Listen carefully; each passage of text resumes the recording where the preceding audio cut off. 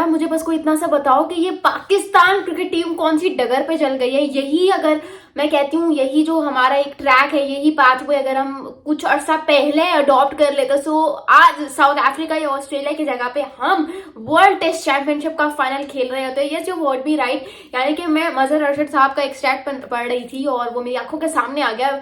यहाँ पे चला दूंगी, ठीक है, अभी मुझे याद नहीं है कितना अरसा हो गया, बट इतने टाइम पीरियड में हमारी जो है 50 विकेट्स हमने लिए जो टेस्ट की, वो सिर्फ हमारे स्पिनर्स ने लिए और फास्ट बॉलर की 0 विकेट है।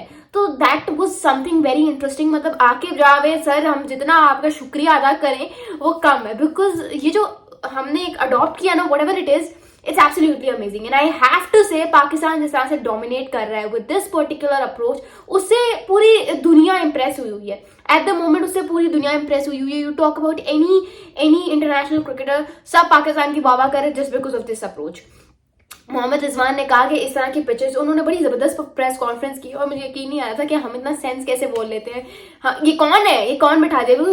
To be very honest, Shan Masood is the only player जो मुझे लगता है जिसकी प्रेस कॉन्फ्रेंस मुझे सुनने में बड़ा मजा आता है, बिकॉज ही टॉक्स सेंस। लेकिन मोहम्मद रिजवान ने बड़ी जबरदस्त प्रेस कॉन्फ्रेंस की और उन्होंने उस प्रेस कॉन्फ्रेंस में बोला कि हमें इस तरह की पिचेस जो है वो अपने डोमेस्टिक में भी बनानी चाहिए, ठीक है, डोमेस्टिक में भी बनानी चाहिए। So that was something very amazing. फिर साजिद खान ने आज बोला, उन्होंने इंपॉर्टेंस हाईलाइट की एक तरह से। उन्होंने कहा कि पीएसएल में मैं इस तरह एक ऐसा स्पिनर, पूरे पीएसएल जो भी ड्राफ्ट हुआ है उसमें मैंने नहीं देखा कि कोई जेन्युइन स्पिनर किसी टीम ने पिक किया हो, ठीक है। एवरीवन गोज फॉर एक ऐसा स्पिनर जो बैटिंग भी कर ले। सो उसको आप कह सकते हो कि स्पिन ऑलराउंडर, ठीक है, लेकिन कोई जेन्युइन पिक नहीं करता। और उन्होंने बोला कि मैंने T10 की जो पिकिंग है उसको मैंने साइड पे किया, उसको मैंने छोड़ा, उसको मैंने कुर्बान किया सीरीज में आने के लिए। So that was very amazing, shows a spirit. इस बंदे की स्पिरिट तो है, मतलब जो विकेट ले रहा था ना, विकेट लेने के बाद की celebration, that was amazing and I have become huge fan of that celebration. What do you guys think, मुझे कमेंट्स में जरूर बता देना। पाकिस्तान वर्सेस वेस्ट इंडीज का जो मैच है अभी तक वो पाकिस्तान ही जीता हुआ नजर आ रहा है, जिस तरह से आज दे डोमिनेटेड विद द बॉल। क्योंकि जिस तरह का ये ट्रैक है इस पे बैटिंग इतनी आसान नहीं है, बट जिस तरह से सऊदी और मोहम्मद रिजवान ने रेस्क्यू किया पाकिस्तान को, वो बड़ा ज़बरदस्त था। मतलब दोनों एक बहुत ज़बरदस्त अप्रोच के साथ आए। उसने 70 रन स्कोर कर लिए, उसने 80 missed out on well deserve century, specially सऊदी, क्योंकि ये बेचारा अपनी सेंचुरी स्कोर नहीं कर पाता। ही इधर गेट्स आउट ऑन 80 रन या फिर 70 रन पे आउट हो जाता है, तो मुझे उसके लिए ज़्यादा फील हो रहा था। रिजवान सर जो है स्टंप के पीछे से जो भी खड़े खड़े बोल देते हैं उनको मुझे नहीं लगता ज़्यादा दुख होता है, बट सऊदी वो बहुत इंट्रोवर्ट सा गाय है। So I am always worried about him कि यार ये क्या हो गया। Although he is been a very big, कह सकते हो, saviour for Pakistan cricket team in test for quite a long time now. अब सऊद शकील और लेकिन मोहम्मद रिजवान को आई हैव नोटिस कि उतनी ज्यादा एक्नॉलेजमेंट मिलती नहीं है। सब यही बात करते हैं T20 में अच्छा नहीं है तो भाई टेस्ट और ओडीआई में अच्छा है, उसी में अप्रिशिएट कर दिया करो बेचारे को। तो मुझे लगता है कि मोहम्मद रिजवान और सऊद शकील दोनों की गेम स्पिन के against exceptionally well, but Rizwan की मुझे ज्यादा अच्छी इसलिए लगती है क्योंकि वो निकल के मार रहा होता है, ठीक है। उसने, आपने देखा होगा पहली इनिंग्स में कितना जबरदस्त खेला है, तो वो चीज मुझे बड़ी इंप्रेस कर रही थी। और इस तरह के ट्रैक पे कि जो स्पिन को इतना ज्यादा फेवर कर रहा होता है, उधर स्पेशली स्पिन को काउंटर करने के लिए you need to be exceptionally well with your technique. और इसके लिए 2 रास्ते होते हैं। एक तो ये होता है कि आप लेंथ को जल्दी पिक करके डिलीवरी को जितना लेट खेल सकते हो खेलो, लेकिन आप लेंथ जल्दी पिक कर लो। और दूसरा ये होता है कि you need to be super well with your footwork to pitch the ball. और मुझे लगता है कि पहले टेक्निक सऊद शकील ने अपनाई, फिर मोहम्मद रिजवान ने लेटर ऑन। तो ये जो दोनों ने टेक्निक अपनाई हुई है ना कि 1 by 1 यूज कर रहे थे, फिर टेस्ट क्रिकेट में rotation policy, strike rotation, that is very important. तो गेम अवेयरनेस जो थी ना, वो कल पीक लग रहा था, उसका पीक मुझे लग रहा था कि वाओ यार, wow, this is amazing, this is not actually that Pakistan cricket team that I used to know quite a long time before. So वो बड़ा जबरदस्त था। फिर जिस तरह से साजिद खान ने टिकने ही नहीं दिया वेस्ट इंडीज के टॉप ऑर्डर को, टॉप और मिडिल ऑर्डर को टिकने ही नहीं दिया। Missed out on well deserve fifer, लेकिन नुमान अली ने अपना फाइफर दे दिया। ऑल्दो मुझे दोनों की बॉलिंग बहुत जबरदस्त लगी, लेकिन साजिद खान का मुझे लग रहा है वो जो जिसे कहते हैं ना कि एक अटैकिंग बॉलिंग जो थी, जिसको देखने का मुझे ज्यादा मजा आ रहा था personally, I feel like that has to be Sajid Khan for me. What do you guys have to say, मुझे कमेंट्स में जरूर बताइएगा। और अभी तक पाकिस्तान को 200 रन की लीड मिल गई है, 202 रन की लीड मिल गई है। तो I feel like I need to say this over है कि इतनी ज्यादा लीड काफी है, इस तरह के ट्रैक पे इतनी लीड भी काफी है, बट अगर आपको रिस्की सिचुएशन में नहीं जाना, सो what you can do is कि आप जो है कल 1-1.5 घंटा बैटिंग कर लो, 60 से 70 रन जोड़ के उनके हवाले बैटिंग करो, because we trust our spinners, और मुझे पता है कि वो वेस्ट इंडीज को नहीं टिकने देंगे। Just wind up this entire match on day 3, because इसकी वैसे ही सीरीज की जरूरत थी नहीं, लेकिन अगर डाल दिए तो obviously we want to watch cricket, ठीक है, specially when it belongs to Pakistan. So what you guys have to say, do tell me in the comments below.